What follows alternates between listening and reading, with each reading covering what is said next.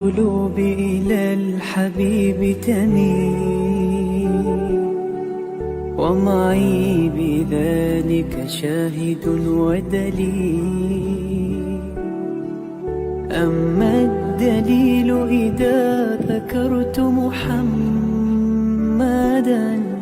فترى دموع العاشقين تسيل. هذا رسول الله، هذا المصطفى، هذا لرب العالمين خليل. صلى عليك الله يا علم الهدى، ما ناح طير في الغصون يمين. يا حبيبي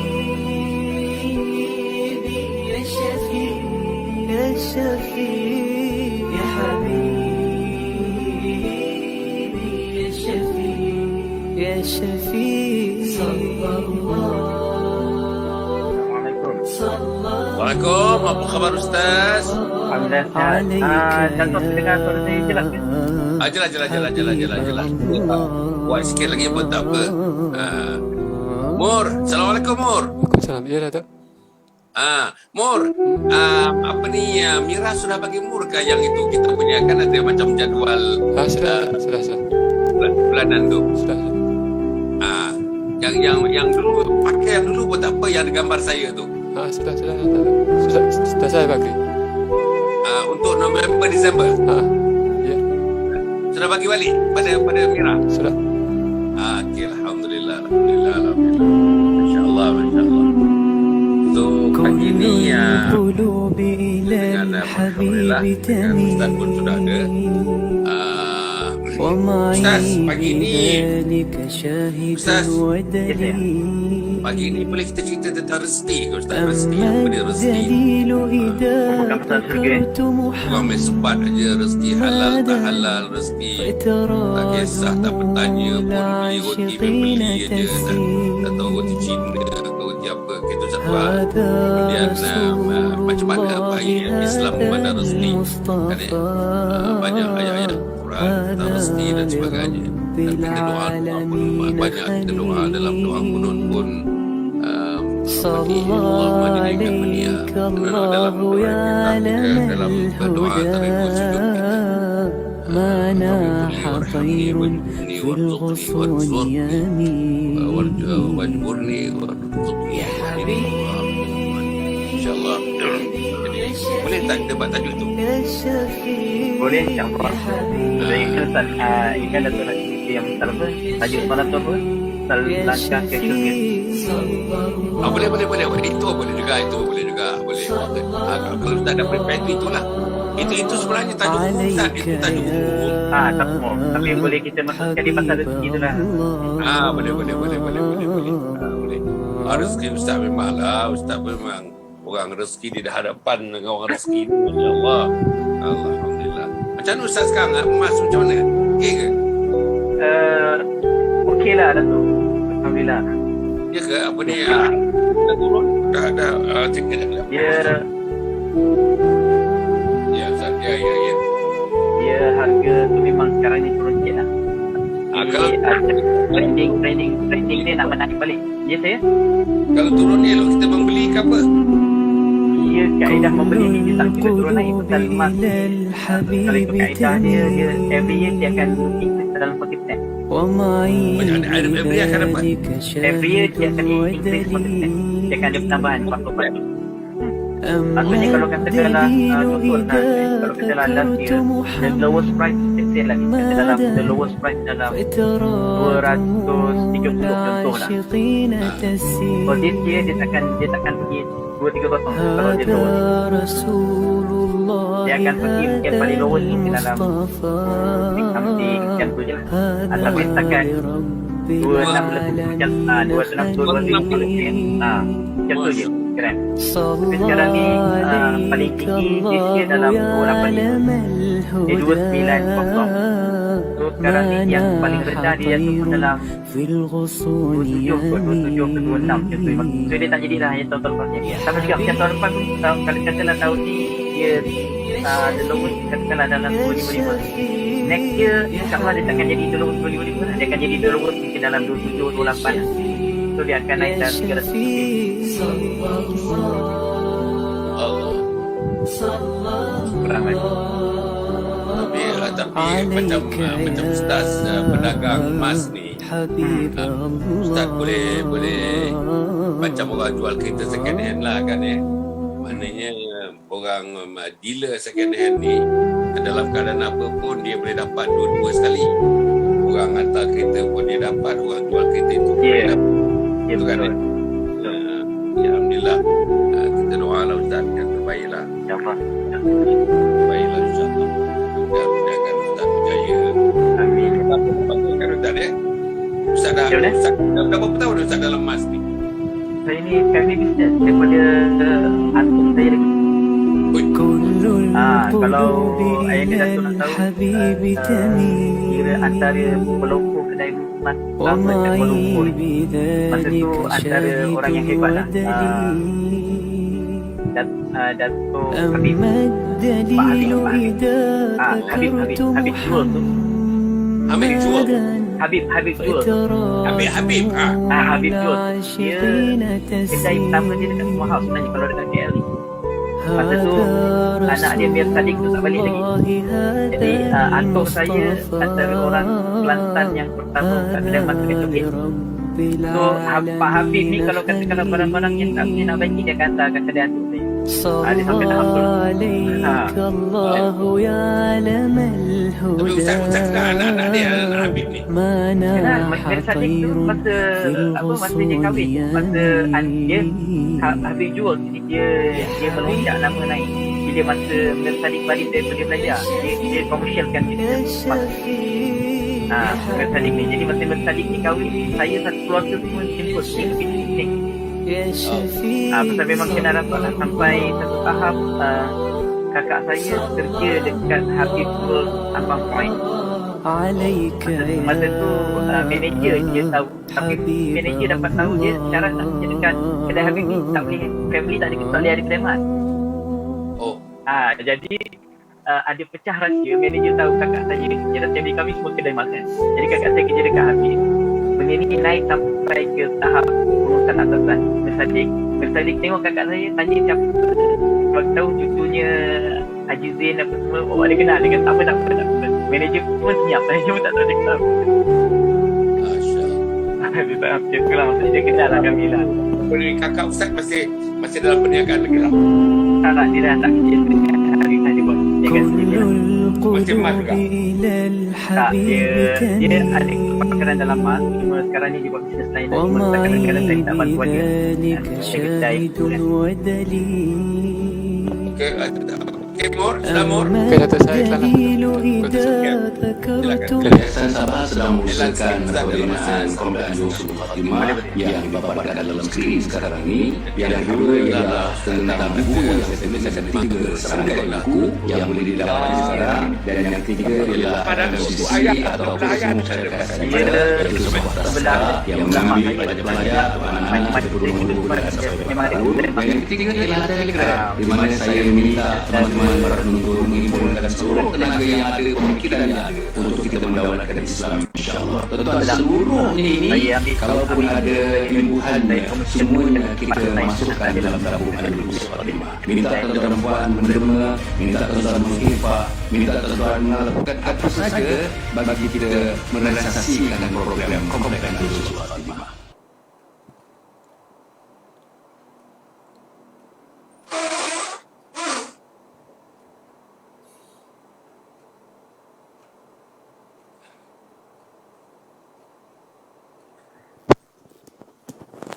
Okey, Datuk boleh mula, Datuk. Okey. Assalamualaikum warahmatullahi wabarakatuh. Alhamdulillah nahmaduhu wa nasta'inuhu wa nastaghfiruh wa na'udzu billahi min syururi anfusina wa min sayyiati a'malina. من يهده الله فلا مضل له ومن يضلله فلا هادي له أشهد أن لا إله إلا الله وأشهد أن محمدا عبده ورسوله اللهم صل وسلم على سيدنا محمد وعلى آله وصحبه وذريته أجمعين سبحانك لا علم لنا إلا ما علمتنا إنك أنت العليم الحكيم ولا حول ولا قوة إلا بالله العلي العظيم أما بعد. Para penonton yang dihormati sekalian, Alhamdulillah, setelah kita berehat, beberapa minggu sebenarnya kita berehat. InsyaAllah, tidak lamalah kita berehat beberapa minggu untuk kita menyusun satu program yang lebih ampuh, ya, yang berdasarkan daripada pengalaman hampir 2 tahun bersiaran terus-menerus. Tuan-tuan ingat, perempuan ingat, para penonton ingat, terus-menerus selama 2 tahun kita bersiaran. Alhamdulillah, sudah tentulah ada pembaikan-pembaikan yang perlu dibuat. Dan kita pun telah membuat perbaikan-perbaikan itu dan mulai daripada bulan November ini, mulai daripada 1 hari bulan, kita sudah bersiaran semula. Alhamdulillah. Saudara, pagi kita bersiaran pukul 7, malam hanya 2 malam saja kita bersiaran. Itu hari Selasa malam Rabu dan hari ni, hari Rabu malam Khamis. Hari Selasa malam Rabu, Rabu malam Khamis. Kenapa misalnya hari Ahad, hari Sabtu, Ahad, Isnin kita tidak bersiaran? Sebab ketika itu ramai di antara asatizah kita yang menyertai kita dan saya sendiri dijemput oleh masjid, surau, madrasah dan sebagainya untuk menyampaikan sama ada kuliah subuh ataupun kuliah maghrib, kuliah isyak dan sebagainya, kuliah duha dan sebagainya. Jadi oleh kerana masjid dan surau pun sudah dibuka, separuhnya macam sudah dibuka betul-betul, hanya penjarakan saja yang dapat yang dijaga, yang lain macam biasa dah. Bahkan solat Jumaat kita lihat, kalau masjid di depan rumah saya itu Masjid Al-Ghufran namanya, sampai dia punya serambi-serambi dan di luar serambi pun tempat panas yang tidak ada shade itu pun hari Jumaat sudah dibuka, begitu kan, dibentangkan tikar di luar dan sebagainya. Maknanya tapi penjarakan masih dikuatkuasakan, begitu juga face mask penutup muka pun dikuatkuasakan. Jadi dengan kita mengikut SOP dan sebagainya, rasanya insya-Allah. Dan kita syukur pada Allah Subhanahu Wa Taala kalau ikut angka yang semalam tu tinggal 4,000 lebih saja daripada pernah 21,000 dan sebagainya kes-kes baru. Ini sudah merupakan satu yang baik yang berlaku kepada negara kita, yang berlaku pada mana-mana negeri. Tuan-tuan dan puan, insya-Allah wilayah Persekutuan dan Selangor ni telah sampai kepada fasa 4 dah. Maknanya kita sudah separuh bebas daripada sekatan-sekatan yang dikenakan selama ini, insya-Allah. Jadi saya tengok semalam saya balik daripada office, saya pergi ke Taman Tun dan pergi ke Kajang ni, tuan-tuan dan puan, dekat 1,5 jam, dekat 2 jam. Pergi pun dekat 2 jam, balik pun dekat 2 jam. Maknanya jalan raya sekarang ni dah tidak ada ruang seperti biasa dah. Betul-betul seperti biasa dah. Jadi inilah tuan-tuan dan puan pula benda-benda yang patut dilalui, tuan-tuan dan puan, insya-Allah, untuk kita meneruskan kehidupan kita ini. Pagi ni tuan-tuan dan puan, kita ada Ustaz Ridwan Ustaz Ridwan Zahar, tuan-tuan dan puan, yang telah bersama dengan kita sudah berapa ketika bersama dengan kita.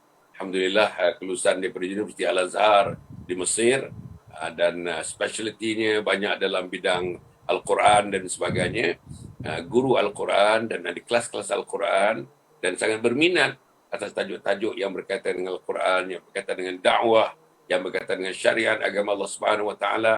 Dan bolehlah kita cerita tuan-tuan apa pun secara global tentang akidah, tentang syariah, tentang akhlak dan sebagainya. Pagi ni sebenarnya kita punya big banner kita ialah jalan menuju syurga Allah Subhanahu Wa Taala.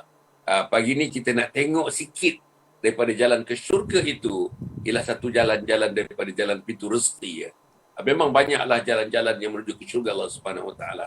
Nanti Ustaz akan menerangkan kepada kita jalan menuju ke syurga Allah Subhanahu Wa Taala. Diharap tuan-tuan para penonton yang saya muliakan sekalian, kita akan meletakkan diri kita di jalan itu, meletakkan anak kita di jalan itu, meletakkan zuriat kita yang berikutnya, cucu cicit kita ke jalan itu. Isteri kita, suami kita, adik, abang, kakak, ipar, mak mertua, ayah mertua, mak sendiri, ayah sendiri, semuanya di jalan insya-Allah menuju kepada syurga Allah Subhanahu Wa Taala. Jadi Al-Fadhil Ustaz Ridwan tuan-tuan sudah bersama dengan kita, alhamdulillah. Assalamualaikum Ustaz. Waalaikumsalam warahmatullahi wabarakatuh. Alhamdulillah. Kita ni tak bersiaran agaknya dah beberapa minggu tak bersiaran. Pasal kita nak mengumpulkan bahan-bahan Ustaz. Kita nak lihat macam mana caranya untuk tahun 2022 ni, insya-Allah kita akan lebih bertenaga lagi membawa Islam, mendakwahkan agama Allah Subhanahu Wa Taala ini. Jadi pagi ni Ustaz, alhamdulillah, agaknya cuaca pun tidak hujan pada pagi-pagi ni. Sudah tentulah jalan raya dah mula sekarang pukul 7, jam saya sudah pukul 7:06, 7:07 sekarang ni. Jalan raya sudah penuh sekarang ni Ustaz.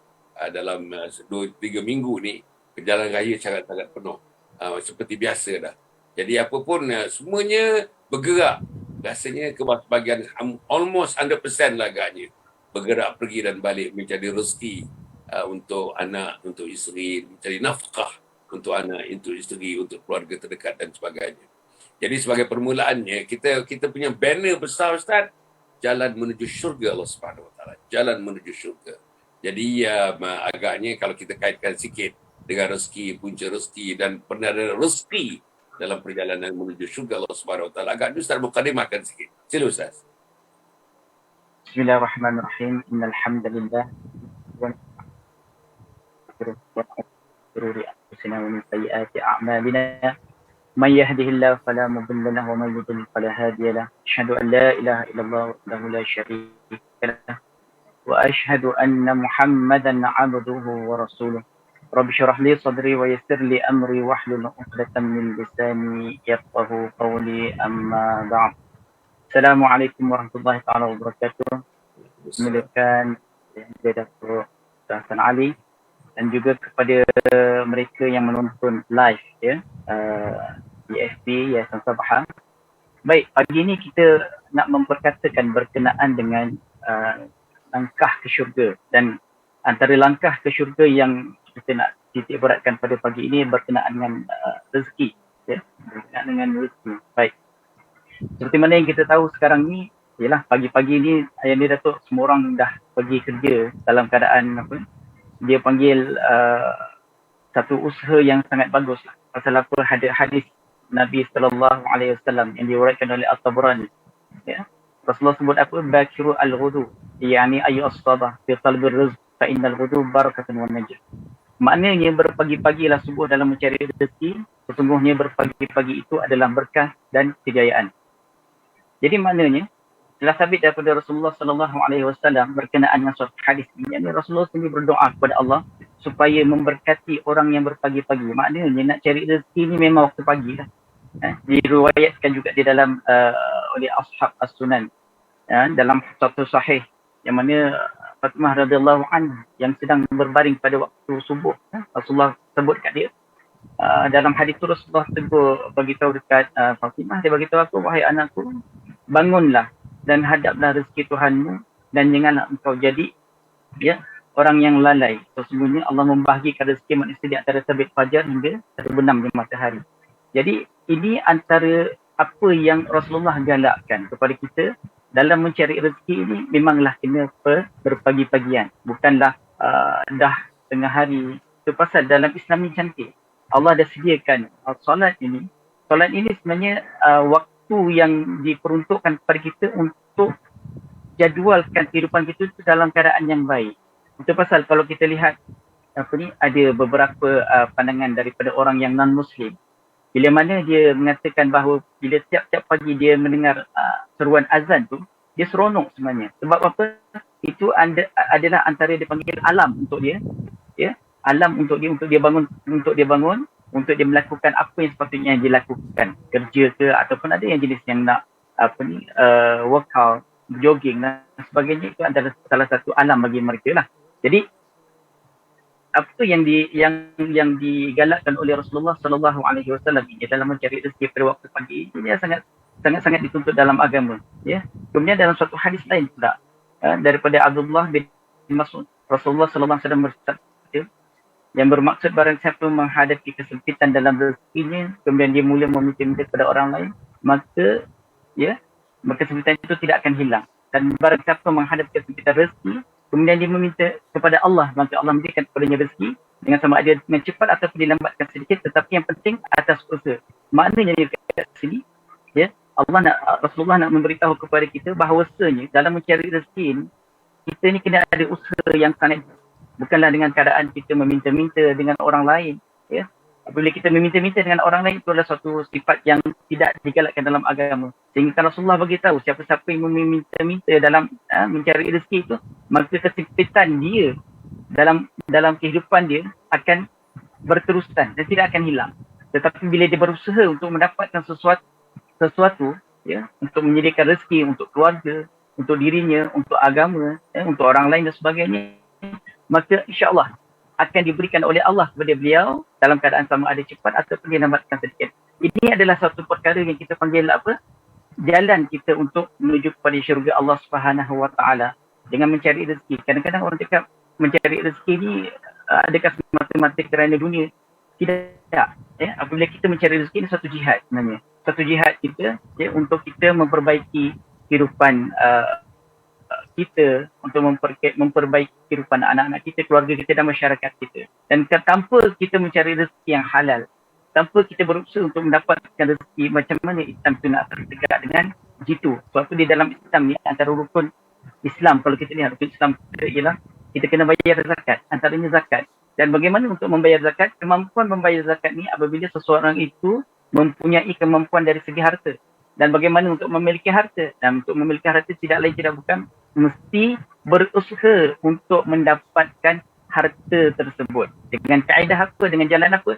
Dengan jalan apa yang telah yang telah disyorkan oleh Rasulullah sallallahu alaihi wasallam. Kena berusaha, kena bekerja, ya. Macam pagi ni kita lihat ramai mungkin pendengar-pendengar kita di FB ni yang dalam perjalanan menuju ke tempat kerja dengan menghadapi jam, ya, menghadapi kesesakan lalu lintas. Ini semua mihnah ataupun ujian daripada Allah Subhanahu Wa Taala untuk nak tengok tahan tak kita ni hari-hari pergi kerja dalam keadaan jam. Kalau dulu masa PKP ialah kita work from home, kerja daripada rumah, mungkin kurang sedikit lah. Tapi sekarang ni kita norma baru, kita kembali kepada asal kita, pergi ke office, ya, menghadapi kesesakan lalu lintas. Ini semua ujian. Allah nak tengok macam mana kita berada dalam keadaan begitu dalam mencari rezeki yang halal. Sebab apa?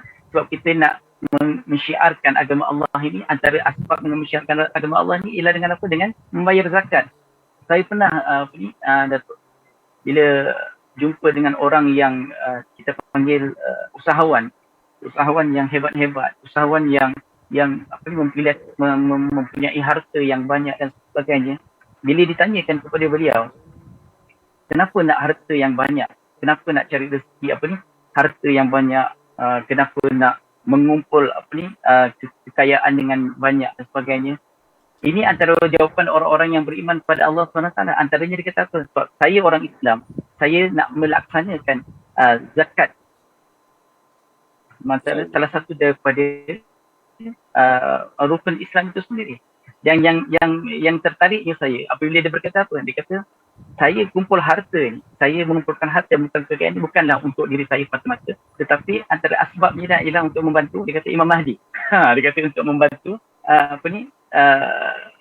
kewujudannya Imam Mahdi. Sebab tu nanti pada akan datang, zaman yang akan datang, ya, kekayaan umat Islam ini, ya, kekayaan yang ada pada umat Islam ini, apabila disalurkan ke dalam ke jalan agama Allah, maka syiar Islam itu akan lebih maju lagi ke hadapan. Jadi dengan itu, ya, rezeki ini dicarilah, ya, rezeki ini perlu dicari, ya. Berjihad atas rezeki ini pun sangat-sangat digalakkan oleh Rasulullah sallallahu alaihi wasallam.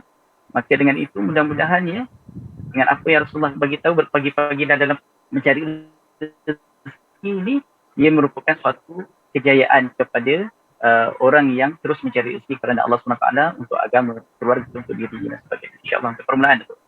Alhamdulillah. Maknanya para penonton dan mata sekalian, ya, kita langkah menuju syurga Allah Subhanahu Wa Taala ini, salah satu daripadanya realiti di dalam hidup tuan-tuan dan puan, ya. Salah satu daripada komponen yang pastinya ada dalam hidup ini ialah soal rezeki. Soal makan, soal minum, soal nak beli pakaian, soal nak transport, soal nak sekolahkan anak, soal kesihatan, soal nak bayar duit bil air dan sebagainya, bil api, berbagai-bagai yang tuan-tuan. Ini realiti hidup. Terutama dalam zaman moden ni, semuanya nak dibayar. Kalau di kampung lain, tak ada sayur, di belakang rumah dah boleh petik pucuk ubi.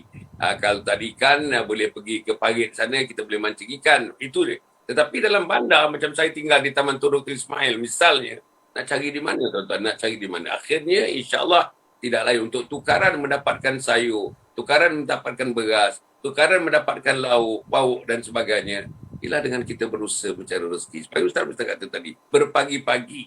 Ustaz sebutkan tadi, berpagi-pagi kita mencari rezeki. Dan rezeki yang halal insya-Allah untuk anak, untuk isteri kita, untuk keluarga kita dan sebagainya. Dan sentiasa kita berdoa supaya apa yang kita lakukan sentiasa dalam rahmat dan keberkatan Allah Subhanahu Wa Taala. Ustaz, sebelum kita meneruskan Ustaz, saya nak minta Ustaz ulas sikit. Kalau kita pergi kedai orang Islam misalnya Ustaz, rumah orang pun kita akan tengok di frame kan cantik-cantik ni. Dikatakan ayat 1000 dinar Ustaz. Ayat 1000 dinar. Bismillahirrahmanirrahim. Wa man yattaqillaha yaj'al lahu makhraja wa yarzuqhu min haitsu la yahtasib. Wa man yatawakkal 'ala Allah fa huwa hasbuh. Innallaha balighu amrih. Qad ja'ala Allahu likulli syai'in qadra. Jadi Ustaz, ini memang di mana-mana pun 1000 dinar, 1000 dinar, 1000 dinar. Apa sebenarnya Ustaz? Apa kaitannya dengan perbincangan tajuk kita pagi ini? Memang tajuknya langkah-langkah menuju syurga, tetapi kita nak pergi kepada satu komponen dalam gerak kerja menuju syurga itu ialah rezeki yang kita cari ini. Ayat yang dibaca tadi dalam surah At-Talaq ni, ayat 2 dan ayat 3 ni Ustaz, apa agaknya signifikannya ayat ini dalam konteks perbincangan kita pada pagi ini melihat rezeki salah satu daripada usaha yang perlu diusahakan dalam kita meniti pergi ke jalan syurga Allah Subhanahu Wa Taala. Sila Ustaz. Bismillahirrahmanirrahim. Terima kasih ayah Datuk. Ya. Okey. Suatu ayat yang macam pada betul bagi tahu tadi, ayat 1000 dinar. Dalam Al-Quran Allah sebut a'udzubillahi minasyaitonir rajim. Wa may yattaqillaha yaj'al lahu makhraja wa yarzuqhu min haitsu la yahtasib. Wa may yatawakkal 'ala Allah fa huwa hasbuh. Innallaha balighu amrihi qad ja'ala kulli syai'in qadra. Ini suatu hadis ayat Al-Quran yang senantiasa kita lihat di tempat-tempat perniagaan yang dikatakan nak ambil barakah daripada ayat tersebut untuk dijadikan dijadikan sebagai kalau bahasa Melayu kita lah, ayat ni Datuk panggil tangkal lah. Dia sebenarnya bukan tangkal. Kita nak ambil keberkatan daripada ayat tu. Dia sebenarnya cerita berkenaan dengan sejarah ayat 1000 dinar ni sebenarnya pada cerita berkenaan dengan zaman dahulu ada seorang pedagang lelaki. Dia bermimpi. Dia datangi Nabi Khidir. Ya. Jadi bila dia bermimpi didatangi Nabi Khidir ini, kemudian dia diperintahkan untuk bersedekah wang sebanyak 1000 dinar. Kemudian setelah 3 kali mengalami mimpi yang sama, jadi pedagang ini pun dia berfikir bahawa mimpi yang dia mimpi itu adalah benar. Jadi pedagang itu pun dia mulalah bersedekah wang sebanyak 1000 dinar seperti mana yang dia dalam mimpi itu, arahan daripada mimpi itu.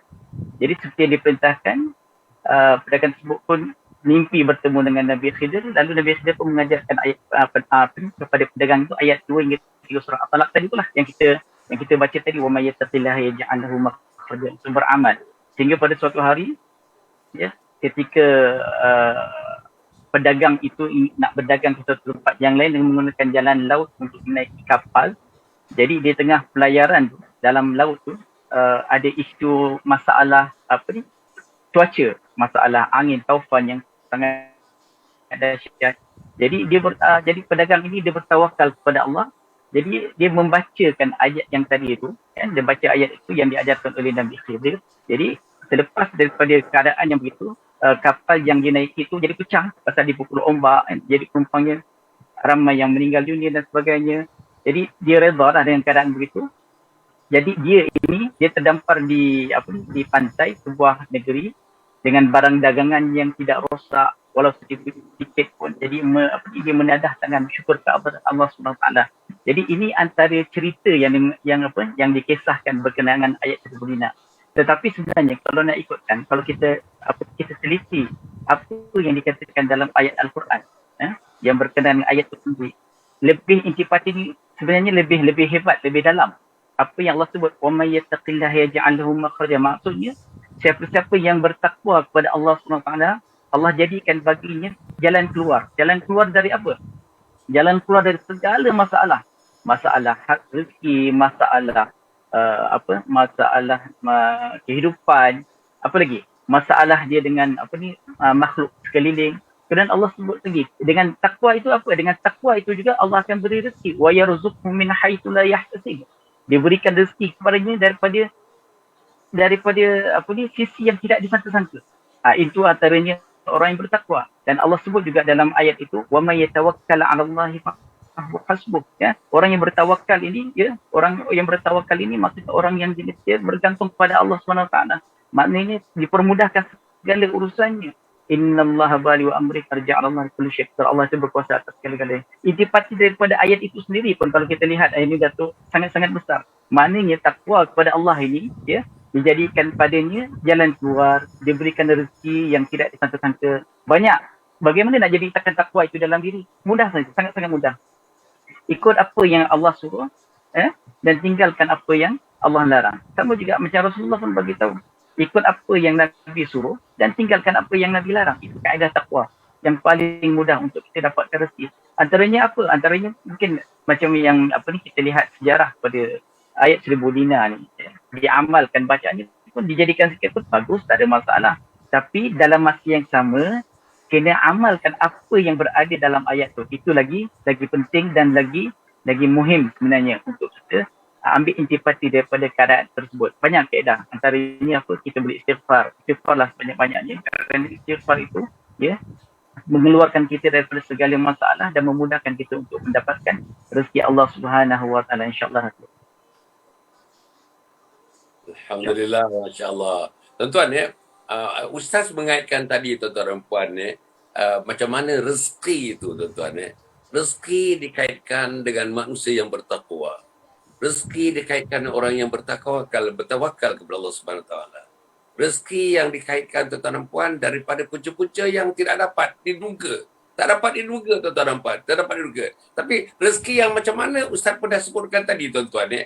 Rezeki yang mana? Sebab itu yang cerita tadi tentang orang yang dalam mimpi je bertemu Nabi Allah Khidir dan sebagainya yang telah diceritakan kepada kita tu. Jelas, tuan-tuan, jelas, ya. Apa yang jelasnya kepada kita ialah rezeki, insya-Allah, tuan-tuan, ya. Semut dalam batu pun ada rezeki, mana-mana manusia pun ada rezeki. Ada orang kadang-kadang anak lebih daripada 5 dan 6, dia kata dah stop dah. Dia kata takut nanti macam nak bagi makan macam ni, tuan-tuan dan puan, ya. Ramai yang saya dengar begitu, tuan-tuan. Padahal salah satu daripada hadis Nabi Muhammad SAW, salah satu daripada hikmat kita berumah tangga, ada isteri, ada suami, ialah untuk memperamaikan umat Muhammad SAW. Tapi itu mungkin lain perbincangannya, mungkin tidak ada kaitannya, tidak banyak kaitan dengan apa yang kita bincang pagi ini. Tapi apa yang kita nak sebutkan, saudara, yang poin yang besarnya bertawakal kepada Allah, poin yang besarnya sebelum itu bertakwa kepada Allah Subhanahu Wa Taala. Rezeki tentuan digandingkan dengan takwa. Rezeki digandingkan dengan tawakal. Rezeki digandingkan dengan kebesaran Allah. Rezeki digandingkan dengan kita beribadat kepada Allah Subhanahu Wa Taala. Ini dia tuan-tuan, dia punya intisari daripada komponen-komponen, subkomponen yang mesti ada kepada kita untuk mendapatkan rezeki yang penuh dengan keberkatan. Ustaz, ya, kita dalam solat kita, Ustaz, ya, dalam solat kita pun tak tinggal kita menyebutkan rezeki ni. Misalnya kita punya doa, katakanlah doa lah, bacaan ada antara dua sujud kita. Misalnya kita sebut, Rabbi firli, warhamni, wajburni, warfa'ni, warzuqni, wahdini, wa'afini, wa'afu anni. Ada 8 dekat situ yang kita minta. Kita minta 8 dekat situ. Tapi yang saya nak khususkan daripada 8 tu, ada 3 dekat sini. Dia perkataan warzuqni, berilah aku apa rezeki yang baik itu, dia di sandwich yang di atasnya warfa'ni. Kemudian tu selepas warfa'ni, lepas warzuqni, lepas tu di sandwich satu lagi lapisannya ialah wahdini, berilah hidayah kepada aku dan sebagainya. Kenapa, macam mana Ustaz susunan dia? Tentulah ulama yang menyusun doa atau permintaan atau bacaan antara dua sujud ni sudah tentu memikirkan susunan 8 item ini, 8 item yang kita baca ni. Rabbil firli warhamni, wajburni, warfa'ni, warzuqni, wahdini, wa'afini, wa'fa'ani ni kita letakkan warfa'ni di atas, lepas tu warzuqni di tengah-tengah, diapit lagi wahdini. Macam mana Ustaz dia punya apa? Adakah susunan itu memang saja-saja diletakkan begitu? Ataupun susunan itu memang ada kaitan antara satu dengan lain, dan kaitan itulah kata orang dia punya network, dia punya kesinambungan network, dia punya rangkaian kaitan-kaitan itu memang dibuat oleh ulama tu berdasarkan logik akal, logik wahyu yang diberikan kepada kita oleh Allah Subhanahu Wa Taala. Macam mana Ustaz? Bismillahirrahmanirrahim. Allahumma salli ala sayyidina Muhammad wa Datuk. Baik. So kita membincangkan berkenaan dengan rezeki pagi ini, kemudian Datuk mengutarakan berkenaan dengan bacaan di antara dua sujud kita, ya, yang kita baca Rabbighfirli warhamni wajburni warfa'ni warzuqni wahdini wa'afini wa'afani. Baik, ini kalau kita lihat bacaan antara dua sujud ini bukanlah kita panggil apa ni susunan daripada ulama dan sebagainya. Ini memang yang diajarkan oleh Rasulullah sallallahu alaihi wasallam. Kenapa setiap bacaan dalam solat ini semua kita ambil daripada Nabi, dan Rasulullah sebut salli kama ra'aitumuni usalli. Sallu kama ra'aitumuni usalli. Salatlah kamu seperti mana kamu lihat aku salat, kan? Atau kama qala Rasulullah sallallahu alaihi wasallam. Jadi di antara bacaan Rasulullah dalam antara dua sujud ini yang kita lihat, yang pertama sekali yang Rabbighfirli, ya Allah ya Tuhanku, ampunilah aku, kemudian warhamni, kasihanilah aku, kemudian wajburni maknanya cukupkanlah aku segala kekuranganku, warfa'ni, angkatlah darjatku ya Allah. Kemudian yang kelima ni yang kita sebut, yang dia Datuk sebut tadi, warzuqni, berikanlah rezeki kepadaku, ya, berikanlah rezeki kepadaku. Jadi berikan rezeki ni kalau kita lihat dekat sini ialah rezeki yang kita panggil sekecil-kecil rezeki dan sebesar-besar rezeki. Itu antara rezeki ni. Rezeki ni tak semestinya kepada harta dan sebagainya. Kadang-kadang rezeki ni kita lihat sekarang ni ini Datuk, kita bernafas dengan udara Allah SWT pun rezeki. Ya, kita dapat rezeki dengan air, kadang-kadang kita dapat rezeki dengan tanah, kadang-kadang dengan sumber api dan sebagainya. Itu antara rezeki yang Allah kurniakan kepada kita. Kemudian lepas daripada itu kita baca wahdini, berilah aku petunjuk. Kemudian wa'afini, berilah kesihatan kepadaku. Wa'fu'anni, dan berilah keampunan kepadaku. Jadi macam mana ayah dia Datuk bagi tahu tadi, adakah kesinambungan di antara dalam doa ini, ya, yang dijadikan sebagai macam sandwich punya makanan tu, maksudnya diletakkan warzuq ni yang kelima di antara 8 tadi. Okey, warzuq ni adalah yang kelima, maksudnya lah berikan rezeki kepadaku. Yang pertama tadi kalau kita lihat, kita minta dengan Allah, kasihanilah kita, cukuplah kekurangan, angkatlah darjat. Kemudian baru kita minta rezeki. Lepas daripada minta rezeki, baru kita minta petunjuk, berikanlah kesihatan, berikan keampunan. Maknanya kesinambungan daripada doa ini sebenarnya sangat besar. Kalau kita lihat yang pertama sekali itu, kita lihat kita nakkan Allah ini kasihani kita. Bila Allah dah kasihani kita, ya, dan kemudian Allah cukupkan kekurangan kita, kemudian Allah angkat darjat kita, habis daripada Allah angkat darjat kita, baru kita minta rezeki dengan Allah.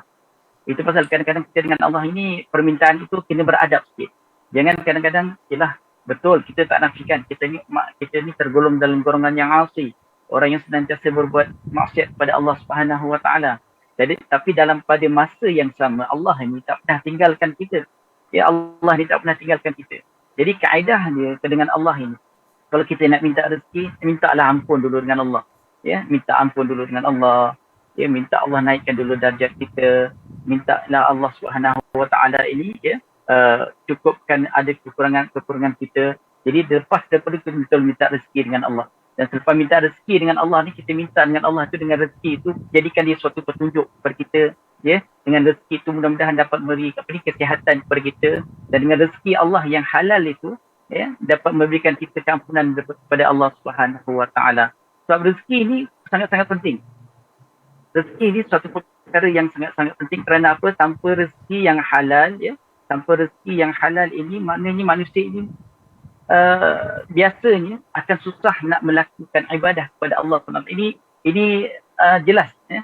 Rasulullah sallallahu alaihi wasallam pun, ya, Rasulullah sebut, kulu minat Rasulullah sebut dalam suatu hadis, ni'amal mal as-salih lirrajuli as-salih. Maksudnya sebaik-baik harta itu untuk manusia yang baik. Kalau harta itu baik, maksudnya dia akan menjadikan seorang lelaki itu baik. Dan ada satu firman Allah Subhanahu Wa Taala, Allah sebut dalam Al-Quran, ayat Al-Mu'minun ayat 51, Allah sebut, a'udzu billahi minasyaitonir rajim, kulu minat tayyibat wa'amalu salihah. Makanlah rezeki yang halal dan lakukanlah amalan salih. Maknanya, ya, kita ini dalam mencari rezeki yang halal untuk apa? Untuk memastikan kita boleh beramal salih. Sebab bila rezeki yang tak halal masuk dalam badan kita, bila perkara-perkara yang syubhat, perkara-perkara yang haram ataupun makanan-makanan yang haram masuk dalam badan kita, itu yang kadang-kadang kita lihat ahli keluarga kita nak solat pun malas, nak solat sunat pun susah, ya, nak bangun subuh pun berat. Sebab apa? Kita kena tengok balik apakah yang kita ambil ataupun kita cari selama ni, rezeki itu halal ataupun tidak. Kadang-kadang kita tak perasan ini halal ataupun tidak. Perasan Islam ini syumul, Islam ini cantik. Dia letakkan kita ini ada zakat. Zakat ini apa? Antaranya asbab untuk membersihkan harta-harta kita yang mana kita kadang-kadang kita tak tahu, mungkin ada perkara-perkara syubhat yang berada di dalam rezeki kita. Wallahu a'lam. Alhamdulillah. Ustaz, tentang rezeki ni, sumber-sumber Ustaz dalam Islam ni, Ustaz memang terlibat secara langsung. Para penonton ya, Al-Fadhil Ustaz Ridwan, seorang pendakwah, bolehlah dikatakan seorang agamawan, seorang yang berilmu tentang agama, memang sudah terdidik dalam bidang agama, degree dalam bidang agama dan sebagainya. Pada masa yang sama, tuan-tuan, beliau adalah seorang usahawan. Bukan sebarang usahawan, tuan-tuan, usahawan emas, tuan-tuan. Berketurunan daripada datuknya pun memang usahawan emas dan diikuti dengan sebagian daripada pakcik dan makcik dia pun ada mengusahakan usahawan emas.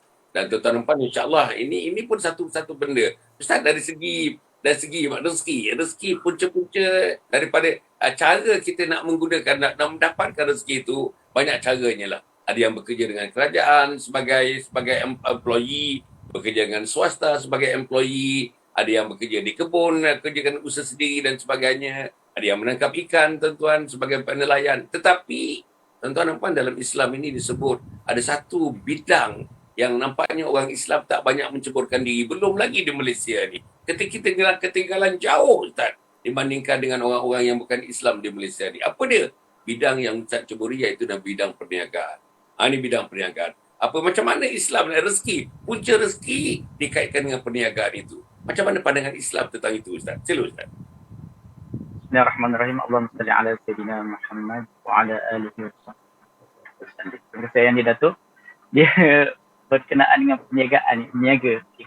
Dia macam ni. Kalau kita lihat sunnah Rasulullah sallallahu alaihi wasallam sendiri, Rasulullah pun dulu pada permulaannya beliau ini juga adalah seorang pedagang, ya. Kalau kita lihat dagangan yang pertama yang terbesar yang dibawa oleh Rasulullah sallallahu alaihi wasallam ketika mana dia berkhidmat, bekerja dengan Khadijah, isteri dia yang pertama. Jadi dia antara usahawan yang paling hebat. Dan ketika itu Rasulullah pergi ke Syam bersama dengan Maisarah, bawa barang dagangan. Tetapi itu yang dikatakan dalam Islam ini 9/10 antara kita panggil sumber rezeki ini ada datang daripada dagangan. Tetapi dalam masa yang sama, bidang perniagaan ini bukanlah suatu perkara yang mudah. Yang dia, Datuk, dia bukan perkara yang mudah. Kadang-kadang orang yang dah biasa makan gaji, bila dia nak menjadi usahawan, kadang-kadang dia fikir 10 kali. Pasal apa? Orang yang dah biasa makan gaji, dia tahu tiap-tiap bulan dia ada kita panggil gaji dia. Tiap-tiap bulan kalau katalah gaji dia 5,000, dia akan tahu 5,000 tiap-tiap bulan akan masuk. Kerja macam ni, kerja ke, tak kerja ke, dia bagi 40% ke, 60%, 70% ke, tapi gaji dia tetap 5,000. Tapi orang yang berniaga ni, ini Datuk, ini masalah orang yang berniaga. Orang yang berniaga ni, saya letak tawakal dia tinggi sangat-sangat. Sebab apa?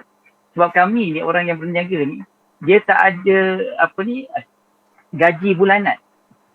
Usaha kami ni kerana Allah SWT, usaha kami ni kami tawakal kepada Allah SWT.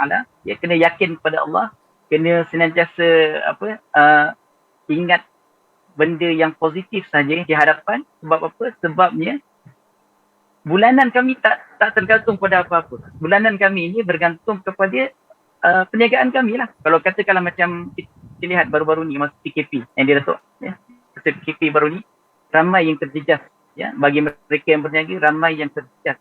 Tapi kalau kita nak lihat, Allah tu Maha Kaya. Walaupun perniagaan kita terjejas, saya tak nafikan saya pun terjejas dari segi pendapatan, tapi Allah tu Maha Kaya. Dalam waktu pandemik baru-baru ni Allah bantu kita, ya. Allah salurkan bantuan tu dengan cara apa? Dengan cara beberapa kaedah yang telah yang telah diberikan oleh pihak kerajaan, yang mana kita ada kita panggil moratorium. Itu antara benda yang dapat membantu sedikit sebanyak bagi usahawan-usahawan yang bulan-bulanan dia kena bayar loan, perniagaan dan sebagainya. Tapi saya nampak sebenarnya orang yang berniaga ni tinggilah, antaranya asbabnya tawakal sangat-sangat tinggi, ya, dan saya nampak orang yang berniaga ini, ya, dalam Islam ni orang-orang yang berniaga ini, ya, kebiasaannya amalan-amalan yang mereka lakukan ialah mereka memperbanyakkan sedekah. Pasal apa? Kena yakin atas lah ini Datuk. Kami ni tak ada apalah melainkan tawakal kepada Allah secara 100%. Kadang-kadang mungkin lebih daripada 100%. Yang kedua, amalannya kita memang banyaklah berzikir pada Allah Taala, kena istighfar banyak, selawat banyak, sedekah kena banyak. Itu je lah amalannya. Pasal apa? Kami yakin dengan asbab-asbab ini, dengan asbab-asbab ini, maka rezeki itu Allah akan hantar dalam keadaan kita tak sangka. Mungkin kadang-kadang ialah benda nak jadi rezeki ni kita tak tentu, kan, atas kehendak Allah Subhanahu Wa Taala. Cuma yang paling penting, ya, dalam apa-apa usaha lah, tapi yang macam sekarang ni kita fokus dalam penceritaan berkenaan dengan perniagaan. Apa-apalah kita dalam perniagaan ni, tolong jaga syariat Islam dalam perniagaan itu sendiri. Jangan ada riba, jangan ada penipuan. Pasal apa? Antara benda yang Rasulullah selalu tekankan kepada pedagang-pedagang ataupun peniaga-peniaga ni adalah berkenaan dengan tipu, timbangan. Ini benda yang sangat-sangat perlu dijaga. Pasal apa? Natijah daripada perkara-perkara tersebut dia menjadi suatu benda yang tidak baik kepada pedagang. Pada dekat dunia lagi Allah dah bagi balasan, sampailah akhirat nanti sangat-sangat teruk. Nanti Allah bagi dia punya azab kepada Allah SWT. InsyaAllah yang Alhamdulillah. Masya Allah, ini yang terakhir Ustaz, ya. Kita nak berhenti pukul 7.45. Ustaz, kita terpaksa pendekkan waktu kita punya program ini sebab kita dinasihatkan oleh teman-teman pasal nak pergi kerja, office semua je dah buka dalam keadaan biasa. Jadi mereka nak mengikuti program ni. Dia kata kalau ikut sekat-sekat tu tak sedap, dia kata. Jadi dia minta kita pendekkan sikit, jadi kita pun bercadang supaya kita akan mengakhirkan pukul 7.45. Kita ada dalam 2-3 minit lagi Ustaz. Yang terakhirnya masih lagi langkah-langkah ke syurga Ustaz, ya. Ini langkah-langkah ke syurga. Dan rezeki ni ataupun apa yang kita bawa pulang ke rumah ni semestinya ikut syariat. Ustaz dah sebut tadi, mesti ikut syariat. Mesti ikut tuan-tuan peraturan-peraturan yang dah ditetapkan oleh syariat. Ada haramnya, ada makruhnya, ada sunatnya, ada wajibnya, tuan-tuan dan puan dan sebagainya. Ustaz, ya. Jadi yang haram ni Ustaz, minta maaf lah Ustaz, yang haram. Kita tengok hari-hari Ustaz, hari-hari. Kalau misalnya tidak di utara, di selatan, tak di selatan, di timur, tak di timur, di barat. Baru-baru ni 16 orang Ustaz direman. 16 orang direman. Terlibat dalam berbagai-bagai bentuk yang berkaitan dengan rasuah Ustaz. Berbagai bentuk. Hari-hari. Saya tanya orang SPRM, tanya polis, dia kata, kalau ndak, dia kata di Malaysia ni, hari-hari, setiap negeri. Kita ada berapa negeri Ustaz, ya? 14 negeri semua. Hari-hari. Kalau nak dipaparkan, ada saja mereka. Yang kecil, yang besar, yang atas, yang bawah, yang terlibat dalam rasuah. Rasuah itu haram. Ar-rashi wal murtashi finnar. Pemberi rasuah, penerima rasuah, tempatnya di neraka Allah Subhanahu Wa Taala. Boleh Ustaz komen sikit Ustaz dalam punca rezeki yang sedemikian ini? Sila Ustaz. Bismillahirrahmanirrahim. Allahumma salli ala Sayyidina Muhammad. Datuk. Dia berkenaan dengan istilah rasuah ataupun isu berkenaan dengan rasuah yang dia Datuk sebut hadis Rasul. Ini sebenarnya benda yang selalu kita bincangkan. Ustaz pun dah selalu bincangkan. Dan perbahasan berkenaan dengan rasuah ini pun kita panggil maklumatnya tersebar dengan luas. Hatta dalam perundangan negara. Setiap negara ada perundangan tentang rasuah. Ya. Kalau kita lihat ada mungkin setengah negara hukumannya agak berat. Sampai dihukum mati. Cuma dekat Malaysia ni tak sampailah hukuman mati. Cuma ada beberapa mungkin dipenjarakan dan sebagainya. Cuma kita nak isukan berkenaan dengan dia macam inilah yang dia kata. Rezeki ni bila dia tidak halal, bila dia tidak berkat, dia sebenarnya tak lama, dia sekejap. Saya ini pengalaman daripada seorang yang saya kenal berjawatan dalam jawatan kaki tangan kerajaan. Saya tak perlu sebut dah siapa beliau. jabatan mana tak perlu sebut, ya. Tapi nak diceritakan, ini sendiri jumpa dengan orang yang berkenaan. Dia kata dalam hidup dia ni, dia bekerja dalam sektor kerajaan ini. Dia kata dia memang dia tak boleh lari daripada rasuah, daripada terima rasuah. Dia terima rasuah banyak, dia kata. Dia dengan tu, tapi dia tak bagi tahulah dapat daripada mana apa semua. Cuma dia nak bagi tahu dapat rasuah. Cuma dia bagi tahu daripada rasuah yang dia dapat, daripada banyak harta yang halal haram yang dia dapat tu, dia kata isu, dia kata dapat dia kata tak tahu ke mana habis. Yang keduanya, dia kata anak-anak dia, ini kita panggil, biasanya kita lihat ustaz-ustaz cerita tentang rasuah ini, dia menceritakan, kita panggil konsekuensi ataupun natijah daripada rasuah ini akan jadi begini. Yang ini diceritakan oleh orang yang berada dalam situasi tersebut. Dia bagi tahu apa antara asbab yang lain dengan memiliki rasuah ni, yang orang terima rasuah ni, dia kata anak dia ada 4-5 orang lebih kurang macam tu, diberikan pelajaran dan sebagainya, tapi seorang pun tak berjaya dalam kehidupan dia orang. Maknanya anak yang pertama tu jadi macam ni, anak yang kedua jadi macam ni, anak yang ketiga jadi macam ni. Maksudnya apa yang diharapkan daripada anak itu sendiri pun tak membuahkan hasil yang baik. Pasal apa? Asbab daripada rasuah itu sendiri. Itu pasal, ya, kalau kita lihat hadis Rasulullah sallallahu alaihi wasallam, Rasulullah sebut apa? Talabul halal fardhatun ala kulli muslim. Mencari rezeki yang halal itu wajib bagi setiap orang muslim. Maknanya nak menghindarkan diri daripada rasuah, ya, nak menghindarkan diri, kalau kata itu, kalau yang kaki tangan kerajaan ataupun yang bukan kaki tangan kerajaan dan sebagainya, mungkin dari sektor rasuah, kita panggil perkara yang haram.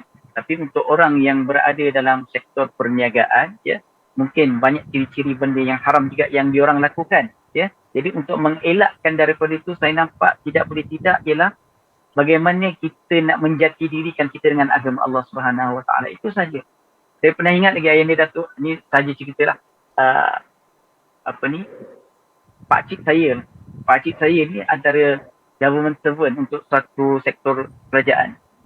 Yang mana dalam kumpulan dia ni, dia antara orang-orang besar lah. Dia antara orang yang dia pension awal. Asbab apa? Asbab apa pension awal? Asbab pension awal pasal apa? Dia tak join kawan-kawan yang lain terima rasuah. Dia sampai tak macam tu. Maknanya apa? Dia, bila orang dia ada jati diri dalam diri dia dengan agama dan sebagainya, ya, bila tak berkecimpung dengan benda yang dia jadi mainan dalam masyarakat, dia tak berkecimpung, jadi dia disisihkan. Bila disisihkan, dia terpaksa tarik diri lah. Pasal apa? Yang lain semua buat perkara yang haram, dia tak buat perkara yang haram, jadi dia disisihkan. Ini antara asbab lah. Jadi kita nak tidak boleh tidak, maknanya saya nampak satu je lah. Jati diri kita dengan agama Allah Subhanahu Wa Taala, kekuatan kita dengan iman, ya, yakin kepada Allah Subhanahu Wa Taala, ini sangat-sangat kuat. Sebab apa? Pasal dia berkenaan dengan duit. Ini Datuk, kadang-kadang benda kalau dah depan mata ni, jangan kata orang awam, kadang-kadang orang yang ada ilmu agama dan sebagainya, kadang-kadang pun mungkin boleh tersangkut dengan perkara-perkara yang haram. InsyaAllah. Allahu Akbar. InsyaAllah. Para penonton yang hormati sekalian, Alhamdulillah. Saya harap tuan-tuan, ya, program kita ni mingguan. Tuan Ustaz akan appear minggu pertama dan minggu ketiga. Ustaz Ridwan yang bersama dengan kita hari ini, tuan-tuan, minggu pertama, minggu ketiga. Minggu kedua dan minggu yang keempat, tuan-tuan dan puan, seorang ustaz yang lain, tuan-tuan dan puan, insyaAllah, yang namanya Ustaz Muhammad Akib Abdullah, akan digilir-gilirkan begitu. Jadi yang malam ini, tuan-tuan, malam ni jangan lupa, malam ini, tuan-tuan, special malam ni.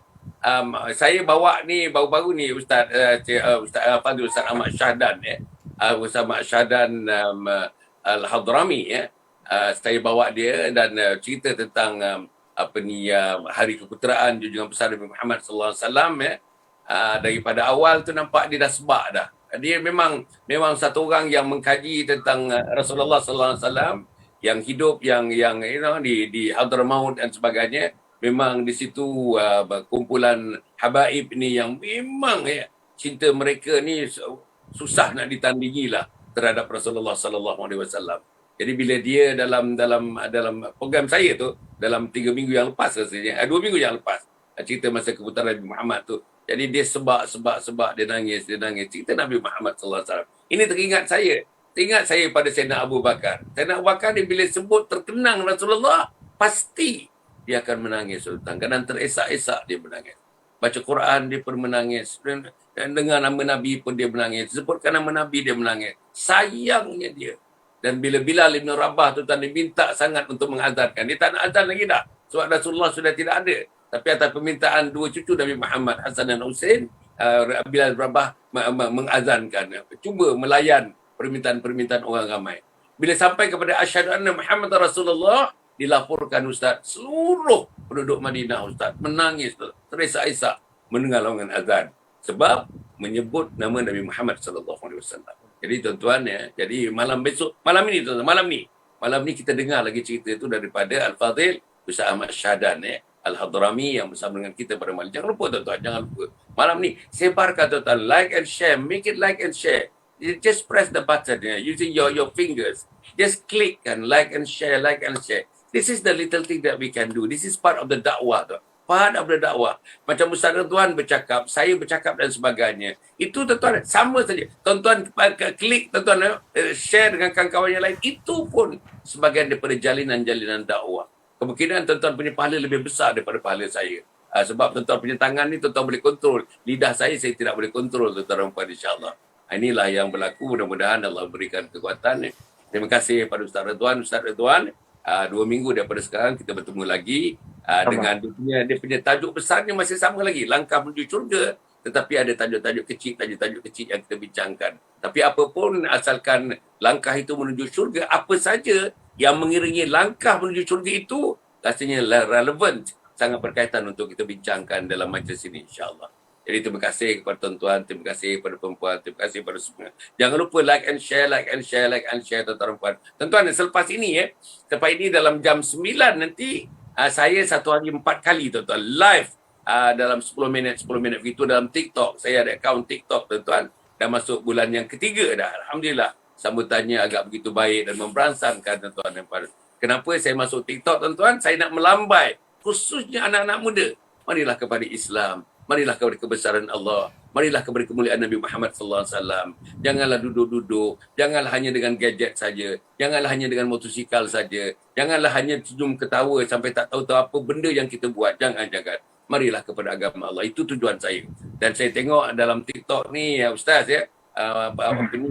penceramah besar, selebriti Islam besar, Muslim ada dalam TikTok. Jadi saya pun rasa cantik lah kalau saya tambah satu orang lagi dalam TikTok untuk cerita tentang Islam ini. Jadi tuan-tuan, jadi pukul 9, saya yang live je tuan-tuan ialah pukul 9, lepas tu pukul 12.45 tengah hari, lepas tu pukul 5.30 petang, dan malam tuan-tuan, oleh kerana saya ada program malam 8.45, selalu 9.30.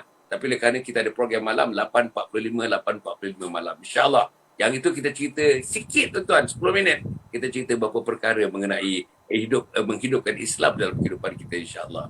Jadi sekali lagi terima kasih kepada Ustaz. Kita jumpa lagi Ustaz. Doakan kami di yayasan ni. Kita nak bina komplek Anjung Husnul Khatimah. Tuan-tuan dan puan selepas ini tuan-tuan tengok sikit tuan-tuan dan puan. Tengok sikit apa yang dipaparkan oleh Mur namanya. Saudara Mur akan paparkan benda-benda yang ada kaitan dengan kita untuk kita membangunkan komplek Anjung Husnul Khatimah insya-Allah.